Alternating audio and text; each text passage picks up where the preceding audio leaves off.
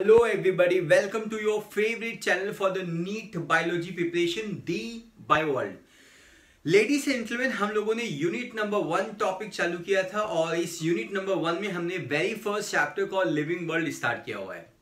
हमने इस particular video में, इस पर्टिकुलर प्लेलिस्ट में अब तक हम लोगों ने इस पर्टिकुलर चैप्टर में कॉल लिविंग वर्ल्ड में अब तक हम लोगों ने 2 वीडियो कवर कर चुके हैं और उस दोनों वीडियो में हम लोगों ने बात किया है प्रॉपर्टीज ऑफ लिविंग ऑर्गेनिज्म के बारे में। अब आज के लेक्चर में, आज के वीडियो में हम लोग बात करने जा रहे हैं डाइवर्सिटी इन लिविंग वर्ल्ड। आप सभी अच्छे से समझते हैं कि डाइवर्सिटी का मतलब क्या होता है। डाइवर्सिटी का मतलब होता है different kind of organism, different varieties of organism. Diversity का मतलब क्या होता है? डिफरेंट काइंड ऑफ ऑर्गेनिज्म और डिफरेंट वेराइटीज ऑफ ऑर्गेनिज्म। तो जब आप अपने घर से निकलते हैं, आप अपने सराउंडिंग को देखते हैं, तो अपने सराउंडिंग को देखने के बाद आपको ये पता चलता है there are varieties of plants. यहाँ पे वेराइटी ऑफ प्लांट्स प्रेजेंट है, यहाँ पे वेराइटीज ऑफ एनिमल प्रेजेंट है, varieties of pets are going to be present. Dogs भी होते हैं, वो अलग टाइप के वेराइटी के पाए जाते हैं। तो they are different types of birds are also going to be present. और ये जो सारे ऑर्गेनिज्म होते हैं ये एक दूसरे से अलग होते हैं। They are different from each other. ये एक दूसरे से अपने शेप में अलग हैं, अपने साइज में अलग हैं, अपने कलर में अलग हैं, अपने मॉर्फोलॉजी में अलग हैं। मॉर्फोलॉजी का मतलब होता है अपने एक्सटर्नल फीचर्स से अलग हैं। और ये सारे ऑर्गेनिज्म अपने हैबिट और हैबिटेट से भी अलग है। ये सारे पॉइंट मैं यहाँ पे इंक्लूड कर देता हूं कि डाइवर्सिटी वर्ल्ड का मतलब क्या होता है। डाइवर्सिटी जो वर्ल्ड है बायो वर्ल्ड, डाइवर्सिटी जो वर्ड है, इस वर्ड का मतलब होता है study of varieties of organism और study of different kind of organism. So what do you mean by diversity? Diversity का सबसे पहला मीनिंग होता है study of variety of organism.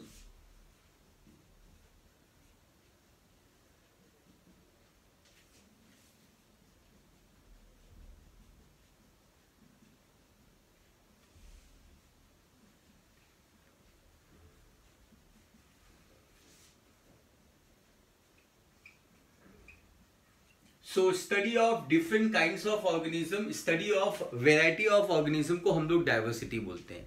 ये जितने भी ऑर्गेनिज्म जो आप अपने बाहर देखते हैं, ये सारे ऑर्गेनिज्म एक दूसरे से, all these organisms are differ from each other. Organism differ from each other. All these organisms are differ from each other by morphology. Morphology का मतलब होता है study of external features, external characters को study करना।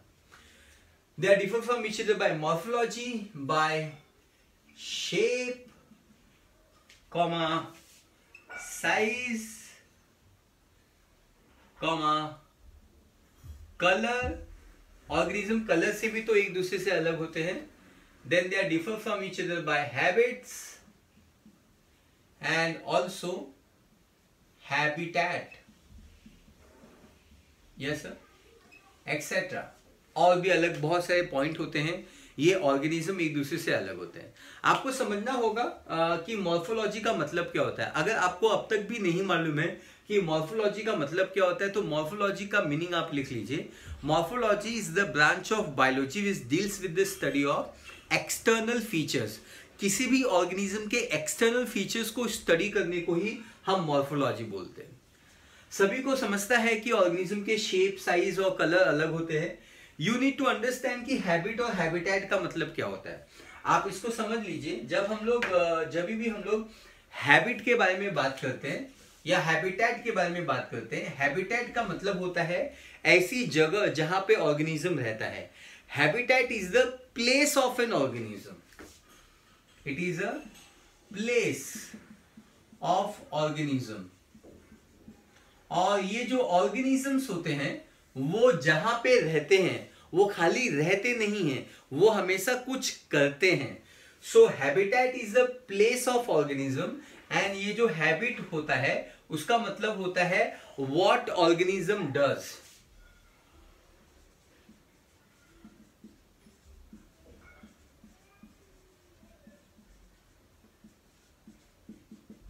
Organism वहां पे रह के करता क्या है, इसको हम लोग बोलते हैं हैबिट। ऑर्गेनिज्म कहां रहता है, वो हैबिटेट हो गया। हैबिटेट ऑर्गेनिज्म के प्लेस से डील करता है, लेकिन ये जो हैबिट होता है वो ऑर्गेनिज्म वहां पे रह के करता क्या है, व्हाट इट डज। तो ये डज से रिलेटेड है। डज का मतलब एक्शन क्या करता है, प्रोफेशनली वो क्या करता है। Yes sir. सो ये जो सारे ऑर्गेनिज्म है, ये तो मैंने वो ऑर्गेनिज्म के बारे में बात किया जो आपको दिखाई देते हैं। यस सर, जो आपको दिखाई देते मैंने उसके बारे में बात किया। तो मेरा आपको ये सवाल है, क्या आपको सारे ऑर्गेनिज्म दिखाई देते हैं? बिल्कुल नहीं।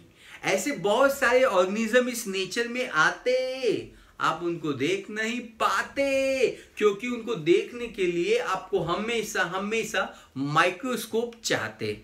जब आप माइक्रोस्कोप उठाते तो ये सारे अलग ऑर्गेनिज्म जो अब तक आपको नहीं दिखाई दे रहे थे वो भी दिखना चालू हो जाते। Yes sir.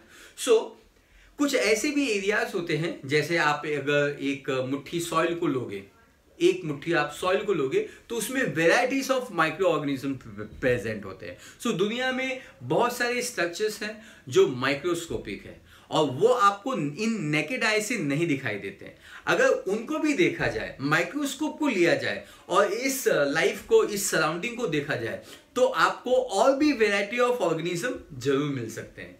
इसका मतलब this diversity in living world is nothing but the biodiversity. Diversity का मतलब होता है वेराइटी ऑफ ऑर्गेनिज्म जो आपके सराउंडिंग में जरूर पाए जाते हैं। Ladies and gentleman, I hope ये इंट्रोडक्टरी पार्ट आपको कवर हो चुका है। एनसीईआरटी ऐसा बोलती है कि अब तक इस प्लेनेट में साइंस ने बहुत सारे ऑर्गेनिज्म को डिस्कवर किया हुआ है। हर एक जो डिफरेंट ऑर्गेनिज्म है वो एक अलग स्पीसीज होता है। ध्यान से सुनना, हर एक जो ऑर्गेनिज्म, जो डिफरेंट काइंड ऑफ ऑर्गेनिज्म जो इस सराउंडिंग में आप देखते हैं, वो डिफरेंट ऑर्गेनिज्म को हम एक स्पेसिफिक स्पीसीज बोलते हैं। Yes sir. और अब तक साइंस ने 1.7 से लेके 1.8 मिलियन नए ऑर्गेनिज्म, मतलब नए स्पीसीज को डिस्कवर कर चुकी है। I think I am absolutely correct. अब तक साइंस का मतलब होता है, अब तक ये जो टेक्सोनॉमी है, सिस्टमैटिक है, ये जो बायोलॉजी है, बायोलॉजी में अब तक हम लोग ने 1.7, तो मैं लिखता हूं इस बात को, सो फार 1.7 से लेके 1.8 मिलियन, यस सर, 1.7 से लेके 1.8 मिलियन species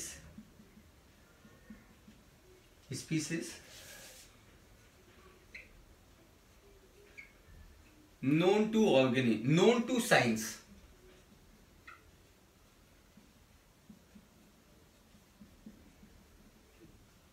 ये बातें, इतने सारे ऑर्गेनिज्म हम लोगों को अभी पता है, मतलब साइंस को पता है। इसका मतलब ये नहीं है कि हम लोगों ने सारे लिविंग ऑर्गेनिज्म को डिस्कवर कर लिया है। मैंने ये बात नहीं बोला। मैंने आपको बोला कि अब तक साइंस को, या साइंस में जिन ऑर्गेनिज्म या जिन स्पीसीज का डिस्क्रिप्शन है, वो स्पीसीज कितने हैं, 1.7 से 1.8 million. This is very very important figure, ये आपको हमेशा याद रखना होगा। और ये जो 1.7 से 1.8 मिलियन स्पीसीज है, इनमें से करीबन आई थिंक 1.25, इनमें से 1.25 million are always going to be animal, ये एनिमल्स हैं। और करीबन 0.5 million are always going to be plants. Yes sir, is that clear? तो आपको ये बात अच्छे से समझ में आ जानी चाहिए कि 1.7 से 1.8 मिलियन में से 1.25 million are going to be animals और 0.5 million are going to be plant. ये अब तक साइंस को पता है। आप ऐसा बिल्कुल मत समझिए कि ये टोटल एस्टिमेटेड ऑर्गेनिज्म है। ये टोटल एस्टिमेटेड स्पीसीज है, इतने स्पीसीज नहीं है, इतने स्पीसीज साइंस को पता है, it is known to us, हमको इतने पता है। कितने हैं ये बताना बहुत ही मुश्किल होगा। आई थिंक हम एक एस्टिमेट ही कर सकते हैं, और जितना ज्यादा हम और डिस्कवरी करते जाएंगे नोन प्लेस पे। अभी तो इस पृथ्वी पे ऐसे प्लेसेस भी हैं जहां पे इंसान के कदम एक्चुअली में मून तक तो पहुंच गए हैं, लेकिन इस पृथ्वी में ऐसे जगह हैं जहां पे इंसान ने अभी तक कदम नहीं भी रखा हुआ है। यस सर, तो उसको एक्सप्लॉइट करना बहुत ही ज्यादा जरूरी है। आप इस बात को अच्छे से समझ लीजिए। जैसे जैसे साइंस इन नए प्लेसेस को या पुराने प्लेसेस को, पुराने जगह को ऑर्गेनिज्म या साइंस और भी ज्यादा डिस्कवरी करते जाएगी, उसको स्टडी करते जाएगी, और भी नए नए स्पीसीज हमेशा डिस्कवर होते जाएंगे। लेडीज एंड जेंटलमैन, तो आपको ये समझ में आ गया है, अगर नीट ने पूछा कि साइंस में अभी तक हम लोगों को एनिमल्स ज्यादा डिस्कवर हुए हैं या प्लांट ज्यादा डिस्कवर हुए हैं, तो आपको हमेशा जवाब देना है 1.2 मिलियन एनिमल्स, मतलब animals are number, the number of animals are more as compare to the plant.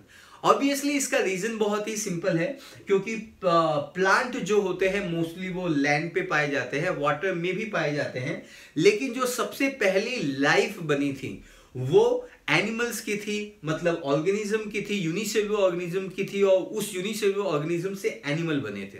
तो एनिमल वाटर में, समुद्र में, मरीन में, सी में ज्यादा प्रेजेंट है, और इसलिए एनिमल्स का नंबर ज्यादा प्रेजेंट है। लाइफ सबसे पहले कहां बनी थी? लैंड पे नहीं बनी थी, पानी में बनी थी, इसलिए मैक्सिमम डाइवर्सिटी पानी में है, और वो डाइवर्सिटी एनिमल में ज्यादा है कंपेयर टू प्लांट में।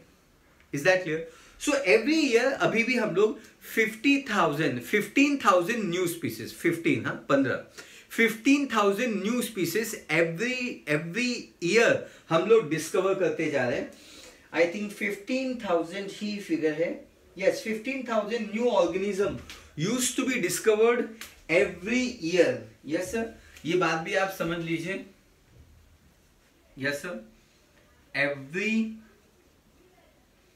every year 15,000 new organisms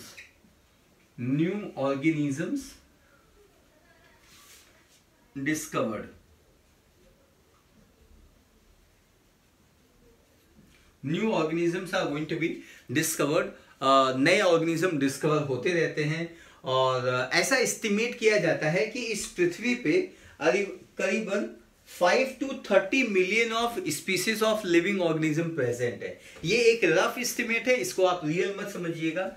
सो एक रफ एस्टिमेट है on this particular planet about 5 से 30 million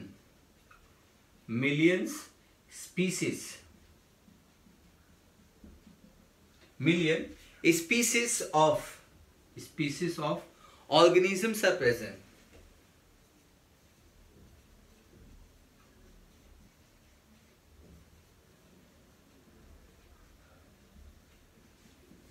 Yes sir, I think this particular part is absolutely clear, और आपको ये पार्ट बिल्कुल अच्छे तरीके से समझ में आ गया है।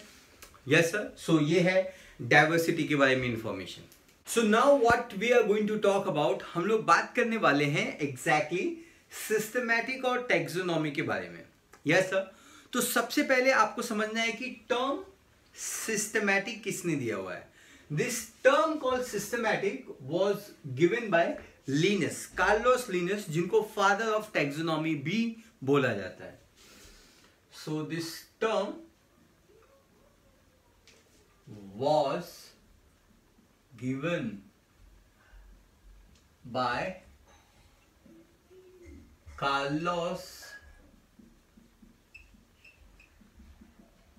Linnaeus।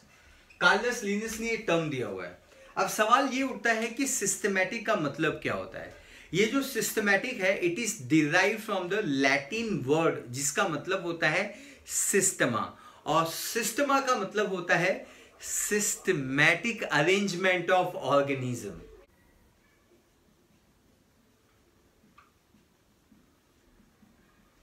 So it is going to be derived from Latin word called Systema. किससे डिराइव हुआ है? लैटिन वर्ड से डिराइव हुआ है सिस्टमा, और सिस्टमा का मतलब होता है सिस्टमैटिक अरेंजमेंट ऑफ ऑर्गेनिज्म।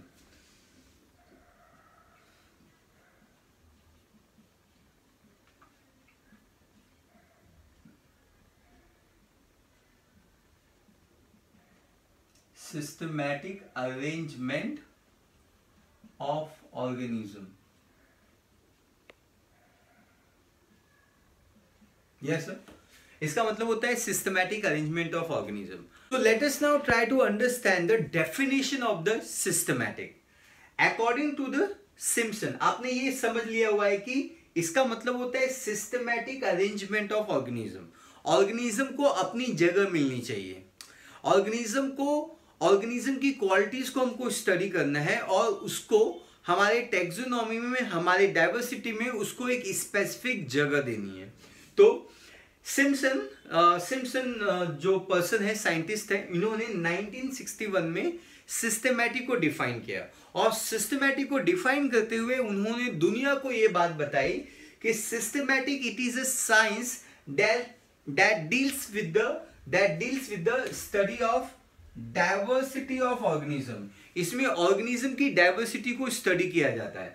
हमने लेक्चर के स्टार्ट में ही बता दिया था कि इस दुनिया में जितने भी ऑर्गेनिज्म हैं उनके अंदर बहुत सारी वैरायटी पॉसिबल होती है। इसी वैरायटी को, इसी डिफरेंट काइंड को हम लोग डाइवर्सिटी बोलते हैं, या हम इसको बायोडाइवर्सिटी भी बोल सकते हैं।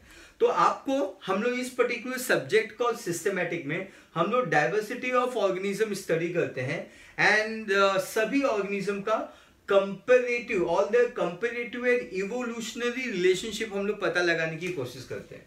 आई होप इवोल्यूशन का मतलब आप समझते हो। आपने ऑलरेडी सीखा होगा कि सबसे पहले फाइलम पॉलीफेरा है, पॉलीफेरा के बाद फिर सिलेंट्रेटा आप पढ़ते हो। यस सर, तो ये जो सीक्वेंस है, प्लेटीहेलमिन्थिस, एस्केलमिन्थिस, एनेलिडा, आर्थ्रोपोडा, मोलुस्का, इकाइनोडर्मेटा, हेमिकोरेटा, ये एक पर्टिकुलर सीक्वेंस में आप पढ़ते हो। ये सीक्वेंस किसने डिसाइड किया?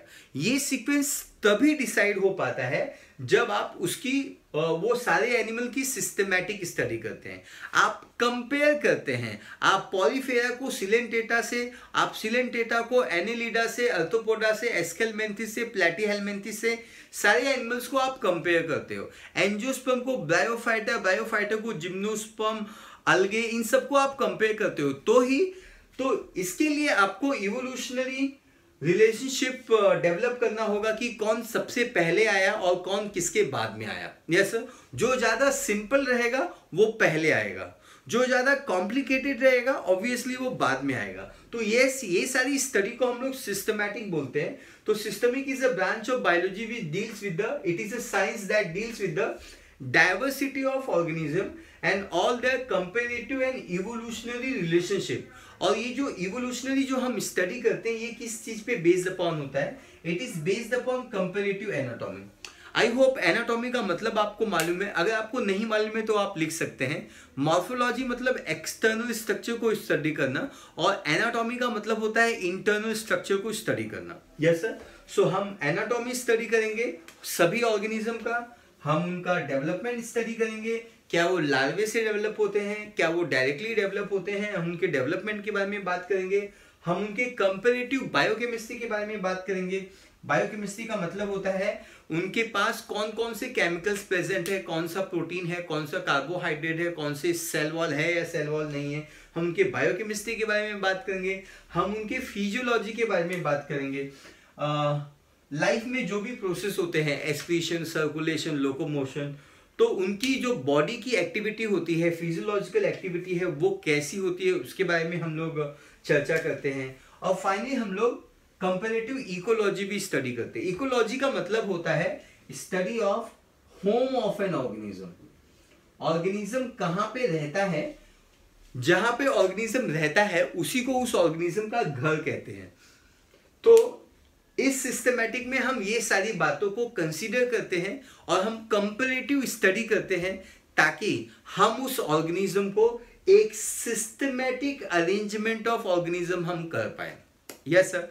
तो फाइनली हम ये बताते हैं कि ये जो सिस्टमैटिक होता है, ये जो टर्मिनोलॉजी है सिस्टमैटिक, ये इंटरचेंजेबली यूज किया जाता है टैक्सोनॉमी के जगह। इसका मतलब क्या होता है, आप चाहते हैं तो सिस्टमैटिक की जगह पे आप टैक्सोनॉमी टर्म यूज करें तो आप टैक्सोनॉमी भी टर्म यूज कर सकते हैं।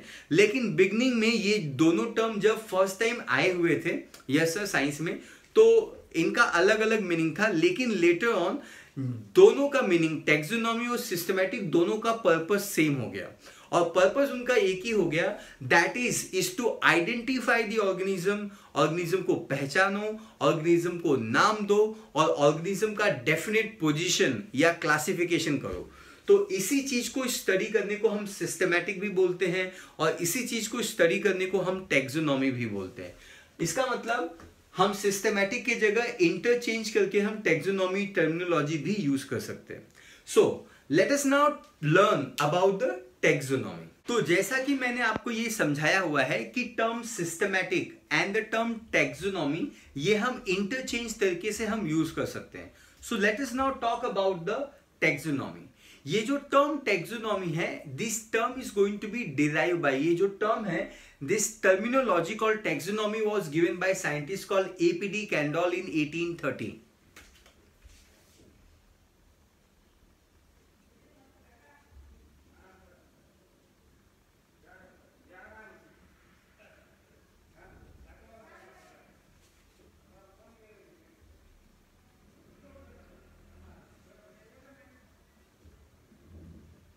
सो एपीडी कैंडोल ने सबसे पहले ये टर्मिनोलॉजी दी है। Let us try and understand taxonomy का मतलब क्या होता है। टैक्सोनॉमी का मतलब, टैक्सो वर्ड का मतलब होता है टैक्सेस एंड नॉमी का मतलब होता है rules. So these are the rules of taxes. Taxes का मतलब होता है अरेंजमेंट एंड नॉमी का मतलब होता है लॉज या principles. So rules of arrangement of organism is called taxonomy. So हम लोग इसका मीनिंग भी लिख देते हैं। टैक्सेस का मतलब होता है अरेंजमेंट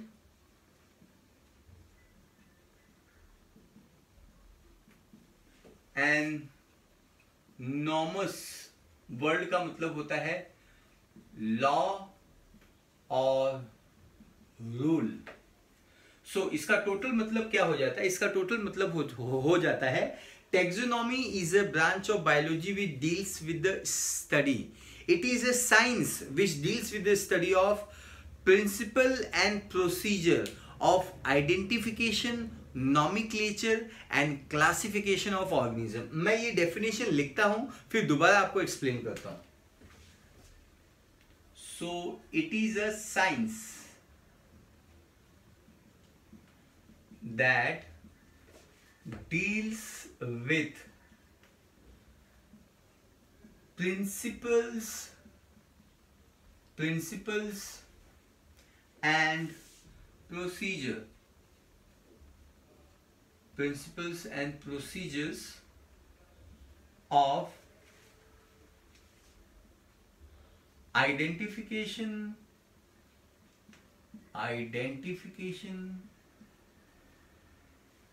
classification, nomenclature,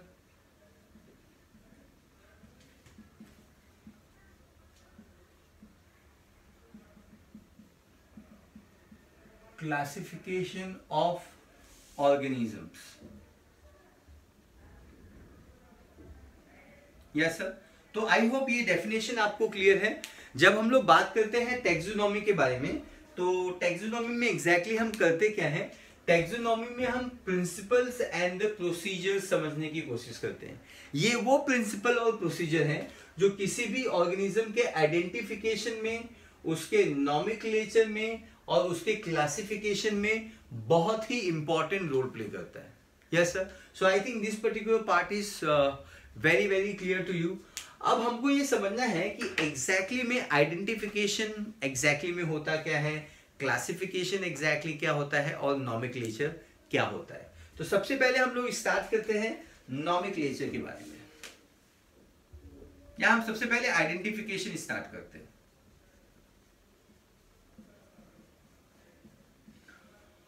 सो पहला सवाल होगा कि what do you mean bye identification.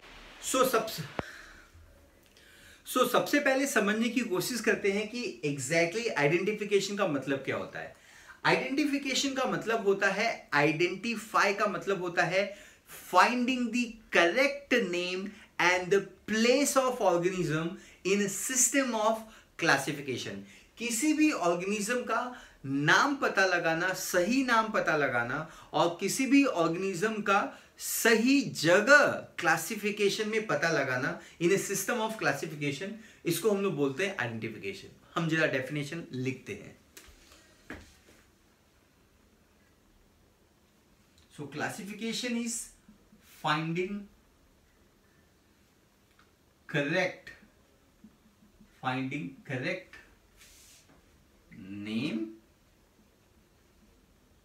name and place of organism, in a system of classification, in a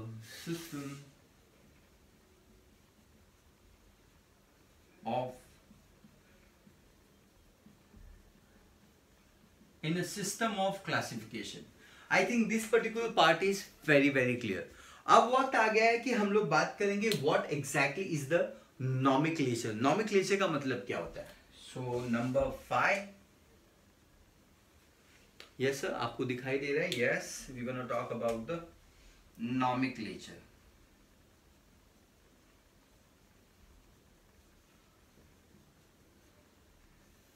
So what do you mean by nomenclature? Nomenclature का मतलब होता है giving scientific name to the organism.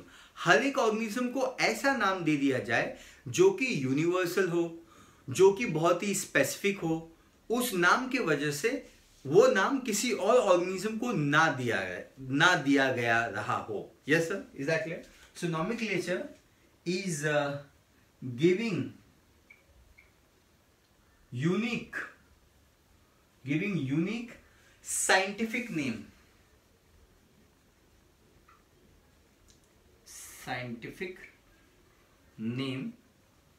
to organism. हर एक organism को scientific name दिया जाए ताकि वो यूनिवर्सली, मतलब इस पृथ्वी में जगह जगह पे अलग अलग कंट्री में भी उसको यूनिवर्सली हम उसको रिकॉग्नाइज कर सके, उसको डिफरेंशिएट कर सके फ्रॉम द अदर ऑर्गेनिज्म के नाम से. Yes sir. So giving unique and the scientific name to organism so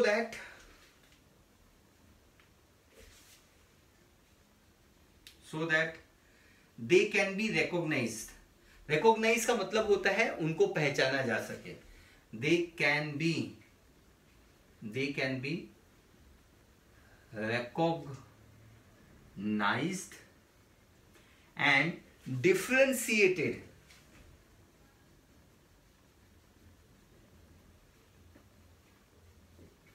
differentiated from name of other organism.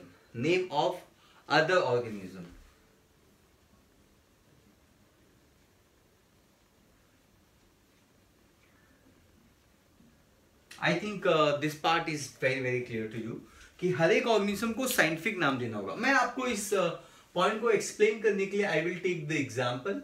हम मैंगो प्लांट को नाम देते हैं मैंगीफेरा इंडिका. ये जो मैंगो प्लांट है इसको हम साइंटिफिक नाम देते हैं Mangifera indica. Yes sir, Mangifera indica हम इनको साइंटिफिक नाम देते हैं. तो आई think this particular point is clear. अब हम लोग मूव ऑन करते हैं पॉइंट नंबर 6 के बारे में. Now we gonna talk about the definition of classification. तो समझने की कोशिश कीजिए कि क्लासिफिकेशन का मतलब क्या होता है. So do you have any idea? हम लोग किसी भी ऑर्गेनिज्म को या ग्रुप ऑफ ऑर्गेनिज्म, इस समय आप लोग क्लास में बैठे हुए हो, राइट? मैं आपको किस तरीके से अरेंज कर सकता हूं? मैं आपको आपके सेक्स के बेसिस पे अरेंज कर सकता हूं. राइट साइड में मेल बैठे हुए हैं और लेफ्ट साइड में इस पर्टिकुलर क्लासरूम में फीमेल बैठे हुए हैं. मैं आपको आपके स्कूल के नाम पे अरेंजमेंट कर सकता हूं कि आप लोगों में से कौन से लोग कौन कौन से स्कूल से बिलोंग करते हैं। मैं आपको आपके रहने की जगह से आपको मैं सेपरेट कर सकता हूं, अरेंज कर सकता हूं। मैं आपको आपने कौन से कलर का मास्क पहना हुआ है उस मास्क के कलर के बेसिस पे भी मैं आपको अरेंज कर सकता हूं। आपको आपके 10th में कितने परसेंटेज मार्क्स मिले उसके बेसिस पे भी मैं आपको अरेंज कर सकता हूं। सो क्लासिफिकेशन का मतलब क्या होता है? क्लासिफिकेशन का मतलब होता है arrangement of organism in a group or in a particular category depending upon the easily observable fundamental characters. Yes sir, ये इतना complicated definition है, मैं यहाँ पे लिखने की कोशिश करता हूँ, आप समझने की कोशिश कीजिए. So what do you mean by classification? Classification is the arrangement of organism in a categories or in a group depending upon the similarities and differences. दो ऑर्गेनिज्म या ग्रुप ऑफ ऑर्गेनिज्म आते हैं तो उनमें सिमिलैरिटीज भी हो सकती है और उनमें डिफरेंस भी हो सकता है। सिमिलैरिटी और डिफरेंस के बेसिस पे हम उनको easily observable but fundamental characters के बेसिस पे हम उनको अरेंज करेंगे। एक बार मैं लिखता हूं definition. Yes sir, classification is the arrangement, it is the arrangement of organisms into groups or categories,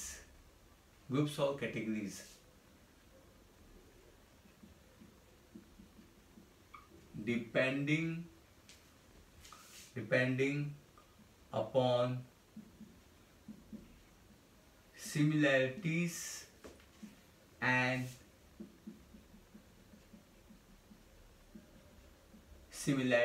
and differences of easily observable character। लेकिन वो easily observable character fundamental characters भी होनी चाहिए। depending upon similarities and differences of easily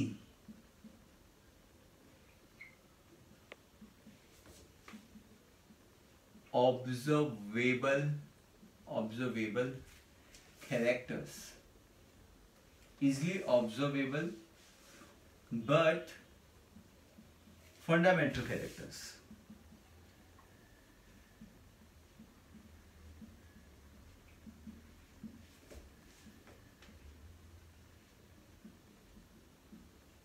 yes sir, तो इसी को हम लोग क्या बोलते हैं?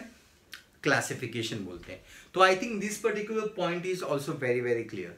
Yes sir, so ultimately systematic का मतलब क्या होता है? जैसा कि मैंने बहुत ही इंपॉर्टेंट लाइन बताई है, we can use point number 7, term systematic can be interchange with the taxonomy. Term systematic can be interchanged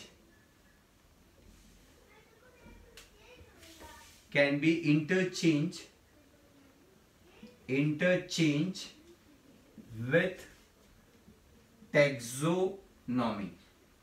इसका मतलब क्या होता है? सिस्टमैटिक का मतलब भी स्टडी होता है identification, nomenclature and classification of organism with evolutionary relationship. तो ये लाइन को मैं यहां पे लिख देता हूं।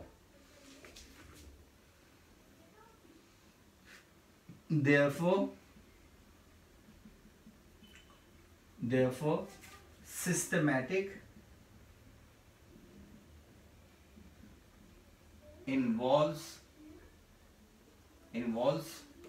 study of identification, classification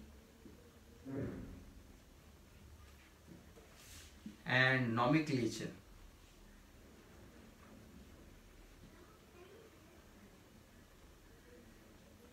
of organism with evolutionary relationship। evolutionary relation. I think this particular part is superbly clear. आपको ये फंडामेंटल पॉइंट है वो आपको अच्छे से क्लियर हो गया। Yes sir. कार्लस लिनियस ने एक बुक लिखी थी जिसका नाम था स्पीसीज प्लांटोरम। Yes sir. तो ये कुछ एडिशनल इंफॉर्मेशन भी आपको इसी लेक्चर में, इसी वीडियो में देना होगा।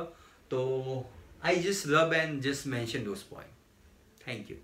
तो आप इस बात को अच्छे से समझ लीजिए कि कार्लोस लिनियस ने करीबन एक बुक डिस्क्राइब की थी। बुक का नाम था स्पीसीज प्लांटोरम, और ये जो स्पीसीज प्लांटोरम ये बुक है ये 1753 में डिस्क्राइब की गई थी। और इस पर्टिकुलर बुक में करीबन 5900 species of plant are describe. आपको कैसे याद रखना है, बुक का नाम है स्पीसीज और ये नाम है प्लांट, प्लांट ऑफ प्लांटेरम। तो स्पीसीज प्लांटेरम वो बुक कहलाता है जिसमें बॉटनी, प्लांट मतलब प्लांट को डिस्क्राइब किया जाता है। कितने प्लांट को डिस्क्राइब किया जाता है? 5900 species of plant. I think ये आपके लिए याद करना बहुत ही आसान होगा और इससे रिलेटेड एमसीक्यूज जरूर पूछे जा सकते हैं। देन उन्होंने, अब आप सोचेंगे कि प्लांट के ऊपर तो बुक आ गई तो एनिमल के ऊपर क्यों नहीं आई? तो एनिमल के ऊपर भी बुक आई है और उस बुक में 4326 species of animals are going to be describe. इसमें इतने ज्यादा एनिमल डिस्क्राइब हुए हैं और इस बुक का नाम है सिस्टमा नेचुरे। क्या बुक का नाम है? सिस्टमा नेचुरे बुक का नाम है और ये बुक 1758 में आई हुई थी। Yes sir. और ये जो सिस्टमा नेचुरे है ये बुक के साथ साथ ये जो कार्लोस लिनियस ने बुक लिखा हुआ था it is also the title of his publication. उनके बुक के जो पब्लिकेशन था, पब्लिकेशन का नाम होता है ना, जैसे अलग अलग पब्लिकेशन की बुक होती है, yes sir, MTG, GRB, TRG, है ना, वैसे ही पब्लिकेशंस है Systema नेचुरे। It is a title of his publication. Yes sir. और आई थिंक ये एडिशनल पॉइंट है जो आपको इस पर्टिकुलर टॉपिक में बिल्कुल पता होना चाहिए। अब हम जब अगले वीडियो में मिलेंगे तो हम लोग बात करेंगे बायनॉमियल नॉमेनक्लेचर के बारे में। Yes sir. इनफैक्ट हमको अभी ही बात करना था but this video will become more theoretical at a single stretch and it become very difficult for you to handle. Yes sir. So I hope आपको ये वीडियो पसंद आया, आपने इससे बहुत सारा नॉलेज लिया। वीडियो को लाइक करना ना भूले। अगर आपको वीडियो ना पसंद है तो आप डिसलाइक भी कर सकते हैं। वीडियो को लाइक कीजिए, कमेंट कीजिए, शेयर टू योर फ्रेंड्स और लेक्चर नोट्स उतारना ना भूलें क्योंकि नेक्स्ट संडे मतलब कमिंग संडे आपका इसी टॉपिक पे एग्जाम है। तो I hope you understand better. जय हिंद।